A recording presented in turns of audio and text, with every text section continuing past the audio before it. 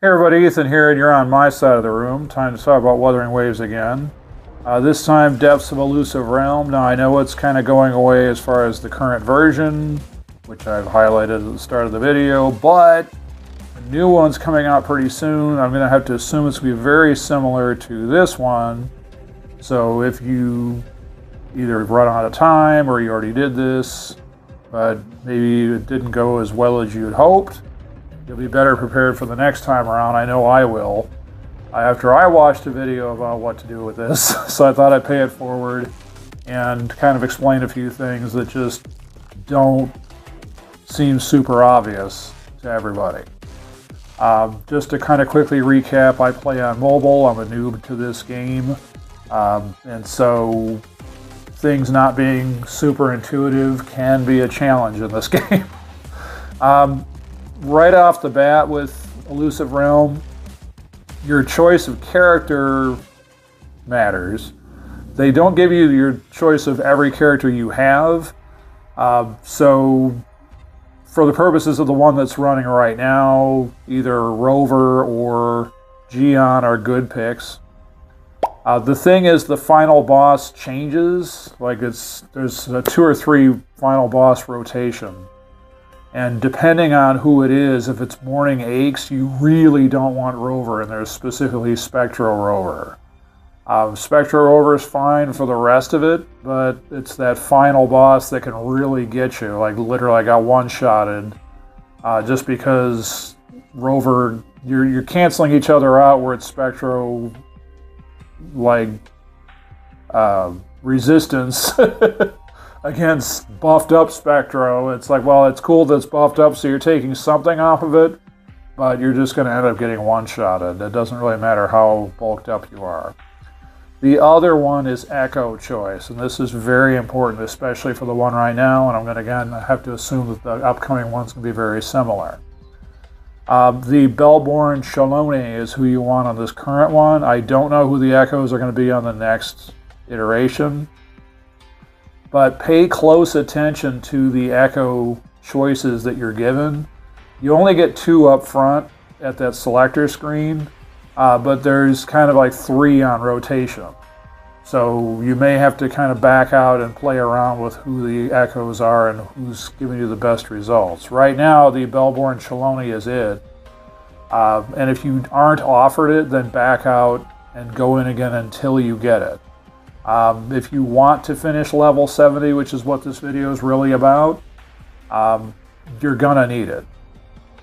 Alright, another thing that's not super obvious when you're actually in the Illusive Realm is there's those breakable rocks that hide either... everything, my reference point is Star Rail, so I always think in those terms of this game. So it's like cosmic fragments is what they would call it in Star Rail. So whatever they call it in Illusive Realm, it's the same concept.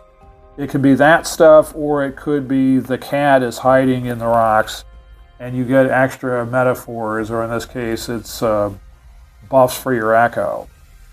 Now, buffs for the Echo is very important.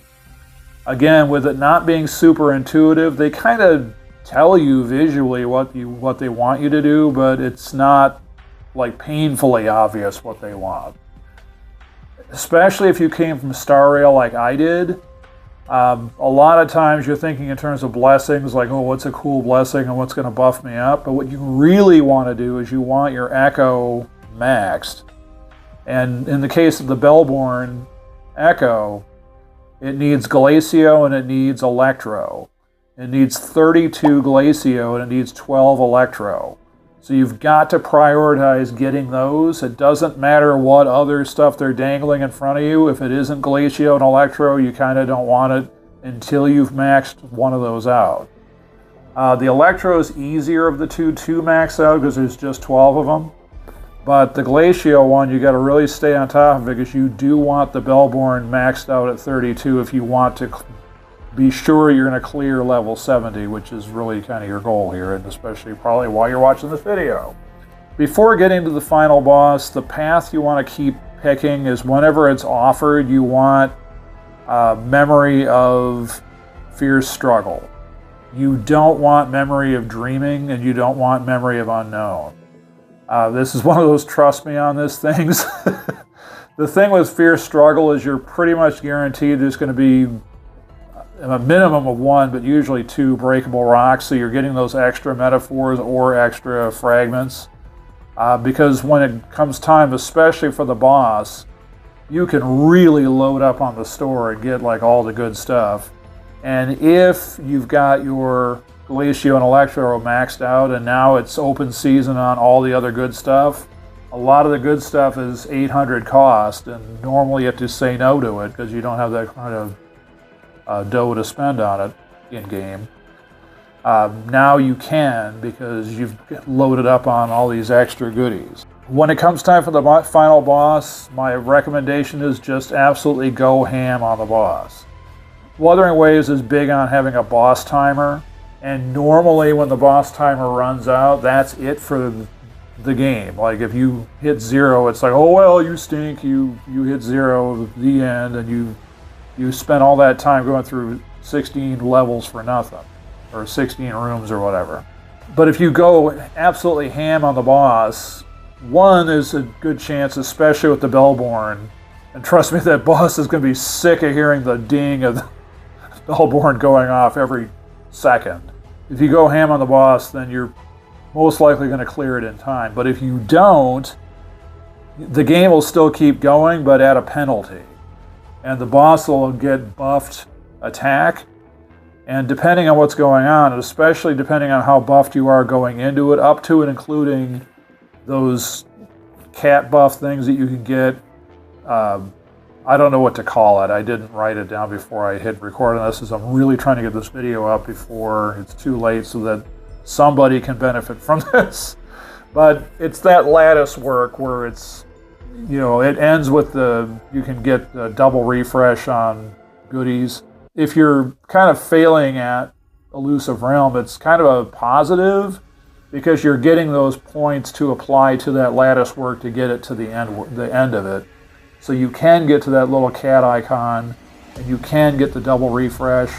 You'll have a greater chance then of getting the Glacio, and again, that's what you really want. Like if you can get 3-star Glacio, definitely throw those at the Bellborn, because the sooner you get it to level 4, the better. If you don't, like if you gamble and you refresh twice trying to get the better Glacio and you don't, then sure, pick from best available buff, like maybe shorten the echo time or boost your resonance damage, whatever you can do. But really favor defense. That's the thing, that's really the reason why you want Bellborn, is it's such a defense fest. You are shielded up the wazoo through most of the thing, especially with that final boss. You want to be just living in the shield at all times. So that if you do run out of timer and the boss does buff up at a penalty, there's a greater chance that you'll actually make that happen. Now that happened to me, it happened in this recording. I did clear it last night. And so it's totally can be done, especially it's one of those if I can do it, you can do it things. But it was all about going absolutely ham. Now playing it on mobile, it sucks on mobile.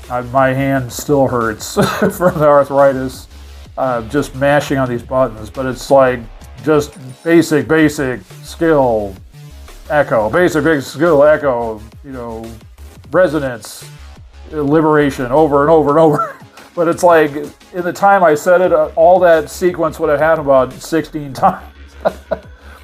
Now the other joy of this is that so much is happening at that point that it'll overload the circuits of the game, and you will not get a white screen, but it might as well be. Lots of freezing. I will cut in a little bit of it to kind of illustrate my point of like just how frustrating this game can be when it's doing that. One thing I highly recommend before you get into this is if you can go into your settings and reduce your graphics quality and like cut it down to like 30 frames per second and stuff. It doesn't matter if you like 120 frames. Side note, the human eye can't perceive 120 frames, so I don't know if you really need that. But at any rate, bring it down to 30, bring it down to just, you know, waxy looking graphics. It doesn't matter. Less is literally more in this case because you want to get through the level, not look good. So even for this recording, this is just at like crap settings, just so there was a greater likelihood that I could just get through the level and be done. So as seen in the video, I went absolutely ham on the boss. I went into penalty time. It was really cutting it close, but I did finish. So that was a relief to get through all 5 levels of it. So it's totally possible to do. And again, this is about to time out in the next, say, 24 hours since this goes up. But another one's right on the heels of it in the new expansion area that's opening up, it looks like. And so this is based on that trailer they just released. So I would just say that if the Bellborn isn't an option then it's going to be all about what's the best available echo. But just like Simulated Universe, I think a lot of times, especially with YouTubers, they really make it look like, ooh, sexy damage, and the worst character is putting up a million hits, million damage and stuff, and makes it look really exciting, like you're one-shotting the boss, which no, you're not in this case. Yeah, I mean, buffing up your offense is good. I mean, you do want to beat the boss and everybody else, but to really get over the finish line, you've got to favor defense, and that's why you want the Bellborn, and that's why you want that thing completely maxed out, and you want to constantly be ringing the bell. One thing that I was doing on lower levels was I was having Donjin be my support. That was fun in games, and I got through it, and well and good, great. But in this instance, no, you really want Sanhua, because that's 2 Glacio count towards your 32. Regardless of your feelings about Sanhua, you got to get on the Sanhua train for this because you need those Glacio points any way you can get them.